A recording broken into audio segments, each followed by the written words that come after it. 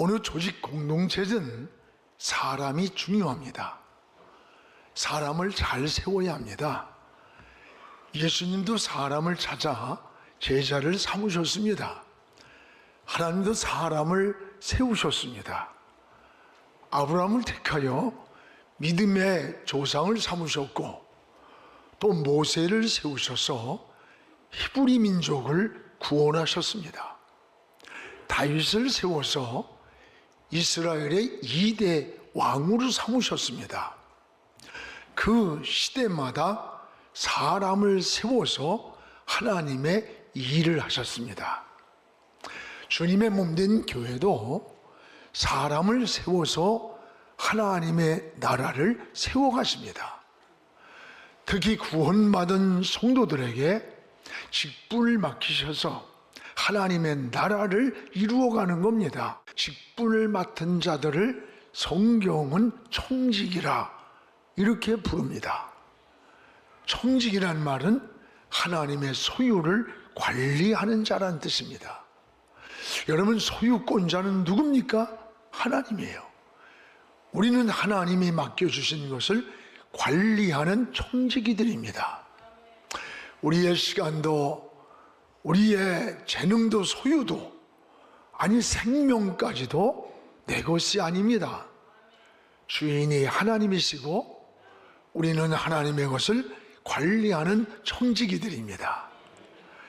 근데 때로는 우리가 주인인 것처럼 착각을 하고 사는 시간이 참 많습니다. 주인은 자기 뜻대로 삽니다. 그러나 청지기는 주인의 뜻대로 사는 겁니다. 바로 우리는 하나님의 청지기입니다. 그래서 여러분, 청지기는 이것을 늘 기억해야 됩니다. 우리가 시간이 많아서 주의 일을 하는 게 아닙니다. 주의 일을 하라고 하나님의 시간을 주신 거예요. 건강해서 주의 일하는 거 아닙니다. 주의 일을 하라고 내게 건강을 주셨음을 감사해야 돼요. 소유가 많아서 드리는 거 아닙니다. 주의 일을 하라고 내게 소유를 주셨다고 고백을 해야 돼요. 오늘 재능이 뛰어나서 봉사하는 것도 아닙니다. 봉사하라고 내게 재능을 주셨음을 감사해야 됩니다. 그러므로 주신 목적이 하나님께 있습니다. 여러분, 우리는 다음 주일에 장로님, 권사님, 우리 안수 집사님들을 선출하려고 합니다. 하나님이 찾으시는 좋은 일꾼들이 많이 선출될 수 있도록 여러분 함께 기도해 주시기를 부탁드립니다. 일꾼을 세우는 목적은 일하라고 세우는 거예요. 일하라고 세웠는데 일하지 않는 직분은 가치가 없습니다. 고여있는 물은 썩습니다. 구르지 않는 돌은 이끼가 낍니다. 여러분, 게으른 종은 사랑을 받을 수가 없어요. 사용하지 않는 칼은 녹이 나고 부식이 되는 거예요. 그래서 리빙스턴이 한 유명한 말이 있어요. 나는 녹수로 없어지기보다는 달아 없어지길 원한다고 했습니다. 오늘 말씀은 사도 베드로 당시에 많은 박해 아래에 있던 성도들에게 위로를 하면서 하늘의 소망을 전해주는 말씀이 오늘 본문이에요. 특히 교회에 다가올 환난을 보았어요.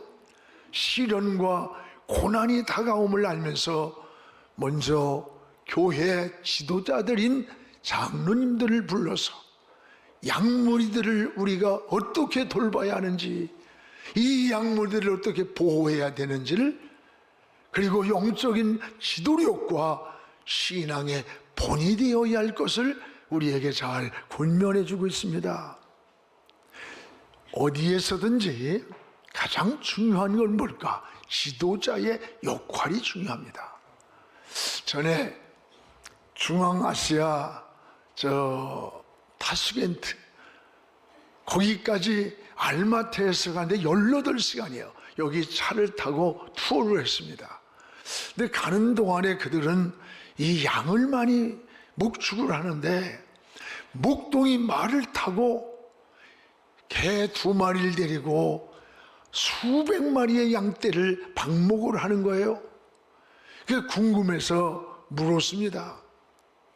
그랬더니 그 목동이 하는 말이 앞에 있는 20마리 아주 건강하고 건실한 양을 가리키면서 자기는 저 앞에 있는 저 20마리의 양들을 집중하고 훈련하고 교육을 하며 돌본다는 거예요. 그러면 뒤에 있는 수백 마리의 양들은 앞에 있는 양을 보고 그냥 따라온답니다. 한 번은 앞에 있는 그 양이 가다가 장애물에 걸려서 넘어졌대요. 목동이 달려와서 그 장애물을 치웠는데 그곳에만 오면은 뒤따르는 양이 다 누워버린대. 아무리 목동이 때려도 안 된답니다. 왜 눕는지도 모르고 뒤에 따라오는 양은 앞에 양이 누웠기 때문에 그냥 눕는다는 거예요. 이 이야기를 들으면서 저는 놀라운 지혜를 얻었어요. 야, 앞에 있는 양, 저 앞에 있는 양만 잘 세우면 뒤에 양은 그대로 따라가는구나. 그래서 저는 이때부터 교회의 재직을 어떻게 훈련하고 이 앞에 있는 장로님, 권사님, 집사님들 어떻게 잘 세워서 목양을 하고 교육하고 훈련하면서 해야 할까를 고민하면서 오늘까지 온 거예요. 파레토의 법칙에 보면 20%가 그 80%를 이끌어 간다는 거예요. 여러분, 20%가 교회에서 누굽니까? 재직들입니다. 교회는 모든 사람들이 다 일하는 거 아니에요. 이 앞에 있는 중직자들이 걸어가는 신앙, 충성, 헌신의 본을 보면서 뒤에 성도들은 따라가는 거예요. 그래서 직분자들의 사명이 이렇게 중요하다는 것을 인지해야 돼요. 그래서 베드로 사도는 장로들에게 3가지를 권면하는 거예요. 하나는 자원하는 마음으로 하나님을 섬기라는 거예요. 자원하는 마음으로 섬기는 모습을 양들에게 보여주라는 거예요. 우리 2절을 같이 한번 읽겠습니다. 너희 중에 있는 하나님의 양무리를 치되 억지로 하지 말고 하나님의 뜻을 따라 자원함으로 하며 더러운 이득을 위해 하지 말고 기꺼이 하라. 여기 양무리를 치되 억지로 하지 말아라. 하나님의 뜻을 따라 자원함으로 하라. 더러운 이득을 위해 하지 말아라. 오늘 여러분, 이게 청지기들이 일하는 자세를 말씀해 주는 거예요. 부득이함으로, 뭐 억지로 마지 못해 하지 말라. 자원함으로 우러나와서 하라는 권면이에요. 여러분, 같은 일을 해도 억지로 하면 그 노동이 돼요. 여러분, 또 즐겁게 하면 사명이 되는 거예요. 오늘 여러분 주의 일을 할 때에 여러분은 노동자입니까? 사명자입니까? 저는 우리 교육자들에게, 저 자신에게 늘 이런 말을 고백해요. 전에 우리 시골에서 모슴이 있었어요. 모내기를 할 때 전에는 손으로 심었습니다. 일꾼들이 손으로 모를 심을 때 아니 왜 이렇게 해가 기냐고 막 불평을 해요. 그런데 우리 아버지는 뭐라냐, 아니 왜 이렇게 해가 빨리 넘어가느냐고 아쉬워하는 거야. 똑같은 시간에 똑같은 일을 하는데 주인과 종의 마음이 다른 거예요. 우리는 주인의식을 가지고 하나님의 일을 해야 행복한 거예요. 즐겁고 일을 하거나 보람이 있고 기쁜 거예요. 오케스트라가 여기서 악기를 가지고 연주를 해도 내 연주의 한 화음이 이 아름다운 찬양을 하고 있다는 이 감격을 가지고 마음과 기도와 삶이 들여져서 하는 연주는 다른 거예요. 오늘 우리는 주인의식을 가지고 하나님의 일을 하는 것을 기억해야 돼요. 오늘 베드로는 장로님들에게 양무리를 치되 양무리를 돌보되 억지로 하지 말아라. 부득이함으로 하지 말고 자원함으로 하라는 거예요. 오늘 하나님의 일을 하는 우리들에게 거울이 되기를 바랍니다. 어떤 의무감이나 눈가림으로 하지 말라는 거예요. 억지로 하면 얼마 못 가요. 빨리 지쳐요. 주의 일도 우러나와서 할 때 은혜가 되고 행복하고 기쁘고 보람이 되는 거예요. 여러분 잘 아는 강철왕 카네기가 후계자를 지명할 때 이야기입니다. 세계적인 관심이 집중이 되었습니다. 카네기가 후계자로 지명한 인물은 총소부로 입사했던 미스터 쉐브라는 사람이에요.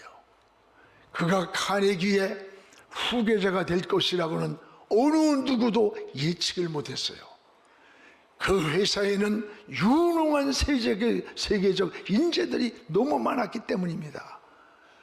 카네기는 이 미스터 쉐브를 후계자로 지명한 이유로 세 가지를 말했습니다.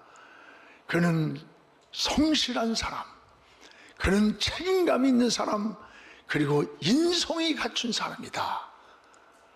그리고 카네기는 내가 유일하게 이름을 알고 있는 총수부가 이 사람이네.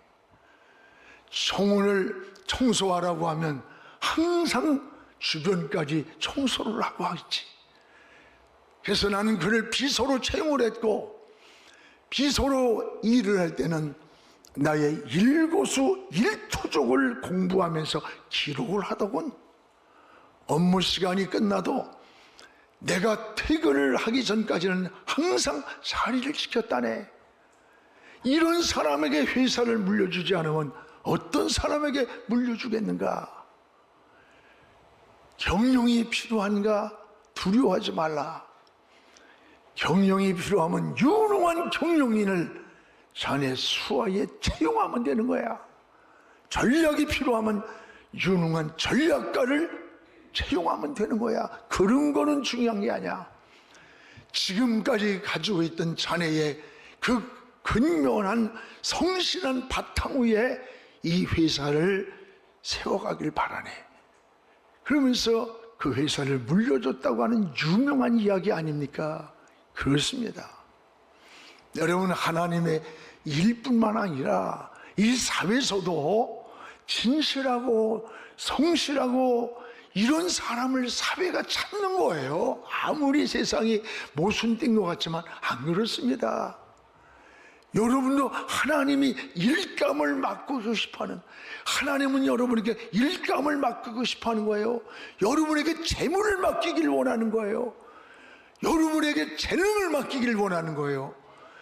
하나님이 맡기고 싶어하는 그런 청지기들이 되기를 주의 이름으로 축복합니다.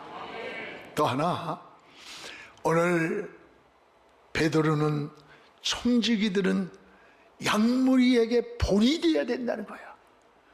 여러분, 지도자가 된다는 것은 본이 되어야 된다는 겁니다. 오늘 3절을 우리 같이 한번 읽겠습니다. 맡은 자들에게 주장하는 자세를 하지 말고 양무리의 본이 되라. 두 가지가 나와요. 양무리의 주장하는 자세를 하지 말고 양무리의 본이 되라. 여러분, 주의 일을 할 때에도 고집을 내세우고 자기 주장대로 안 되면 성질을 내고, 이게 아니라 성도들의 본이 되라는 거야. 본.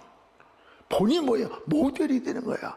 그 본이 되는 모델을 보고 따라하는 거 아닙니까? 그래서 교회 직분은 이 섬김의 리더십이에요. 이게 서번트 리더십, 종의 리더십이라고 그래요. 군림하는 자리가 아니에요. 양무리의 본이 되는 거라요. 본이 되는 거. 이게 지도자의 자세예요. 우리는 무엇에 본이 되어야 될까? 무엇보다도 예배 생활에 본이 되어야 됩니다. 이사야 1장 15절에 보면 이런 말씀이 있어요. 여러분, 기도할 때 하나님이 눈을 가린다, 듣지 않는다. 왜 그랬을까? 하나님께서 그들의 기도를 듣지를 않았어요. 예배를 거부했던 겁니다. 오늘 우리의 신앙도 마찬가지입니다.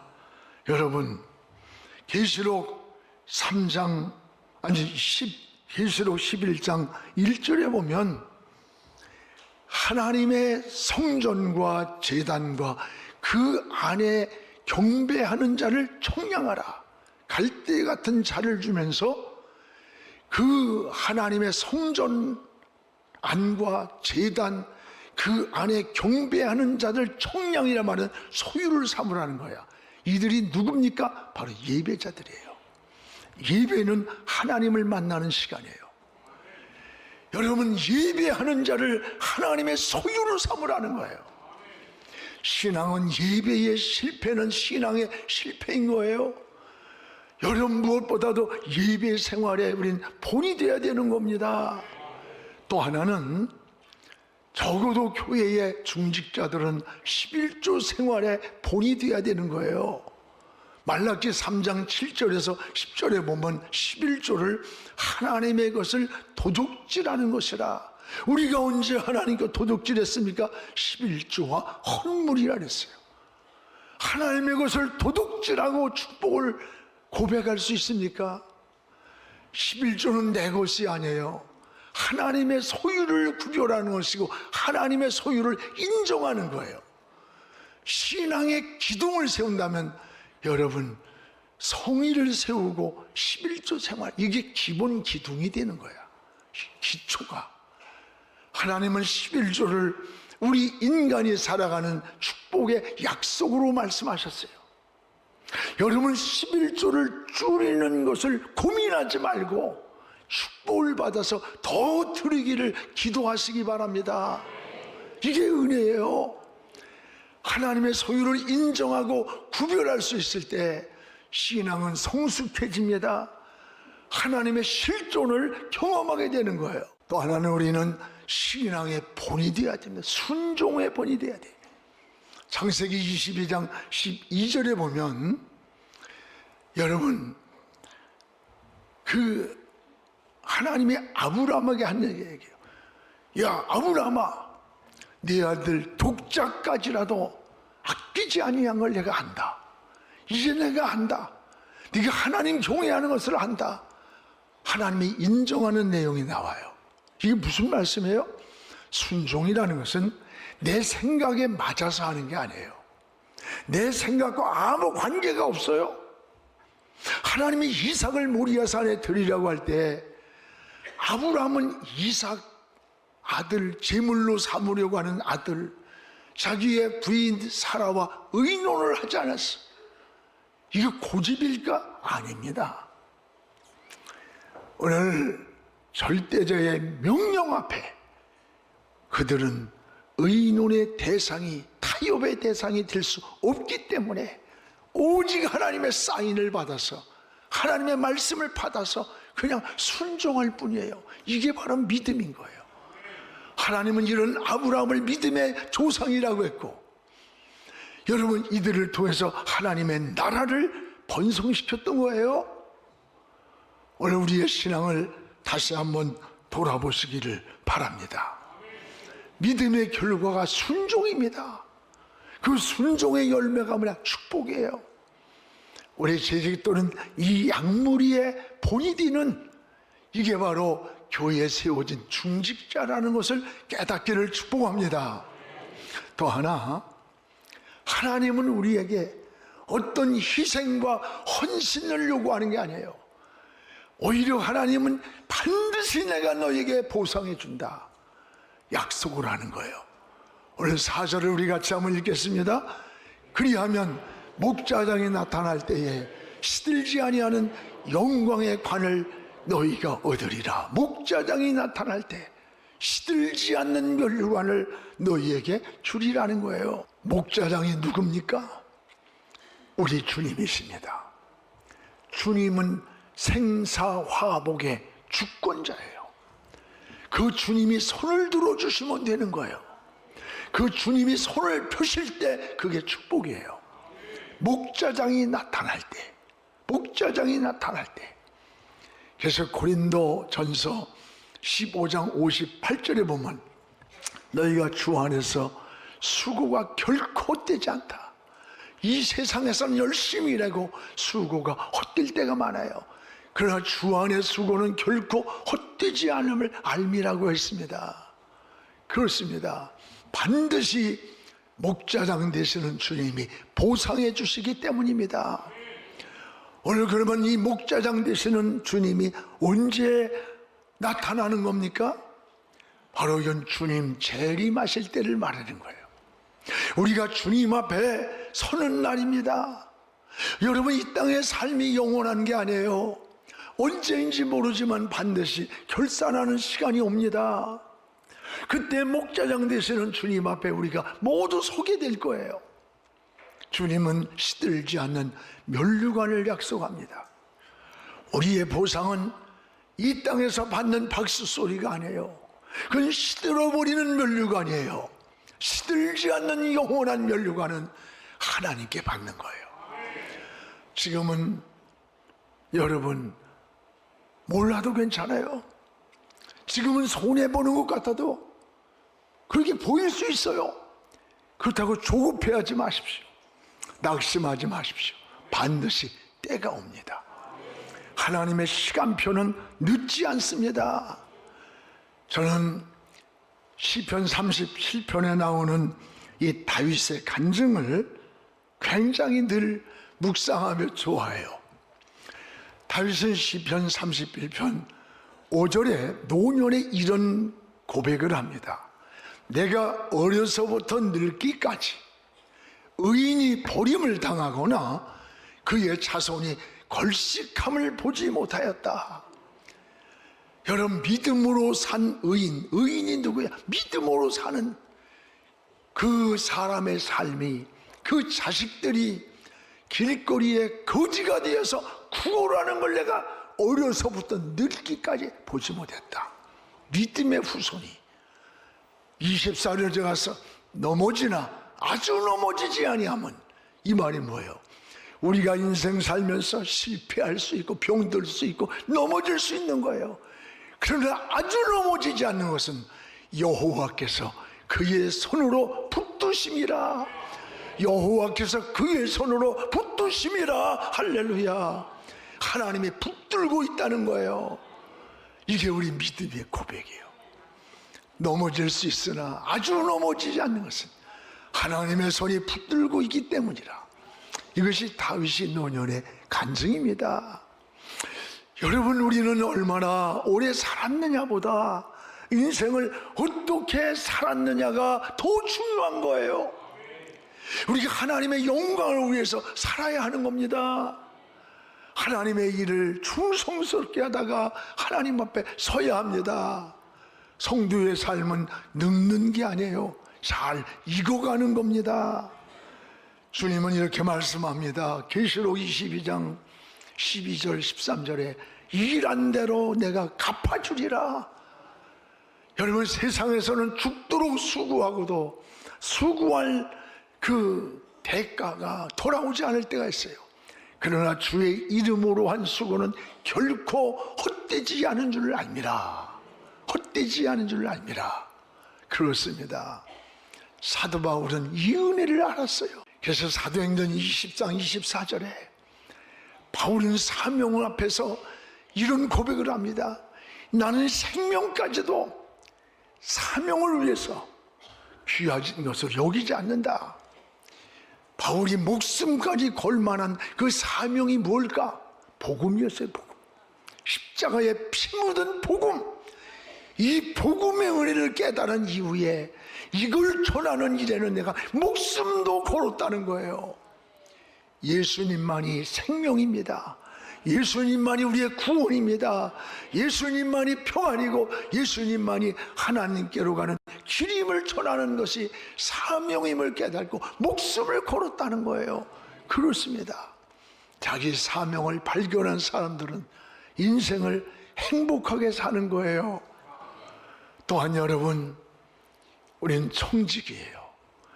우리는 무엇보다 소속감이 분명하게 살아야 됩니다. 떠돌이가 되면 안 됩니다.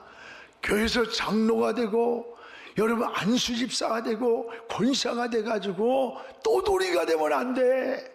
교회관이 분명해야 되고, 여러분이 직분을 받을 때는 적어도 내가 영안교회에서 관이 되어 나가리라는 소속감이 있어야 되는 거예요. 떠돌이가 되지 않기를 바랍니다.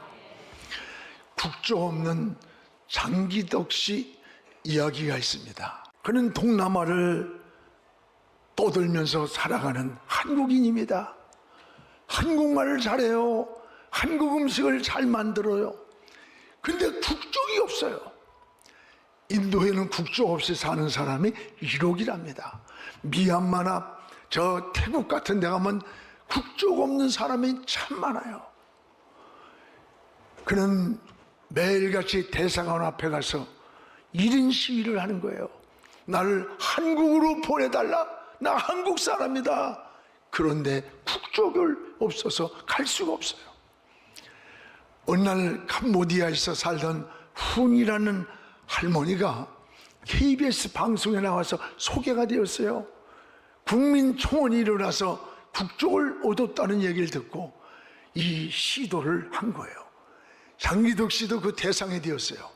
국민 여론을 얻는 동안 소원이 뭐냐고 물었더니 내가 오토바이 한번 타고 이 인도 거리를 팍 한번 달려보고 한국에 돌아가고 싶습니다. 그래서 중고 오토바이를 샀어요. 그 오토바이를 타고 한국에 가기 전에 막 뽐내면서 시내를 달리고 싶었어요. 그런데 바로 그날 오토바이를 타고 사고가 나서 죽고 말았어요. 끝내 그는 고국에 못 돌아오고 동남아를 떠돌다가 불운한 인생을 마치고 말았습니다.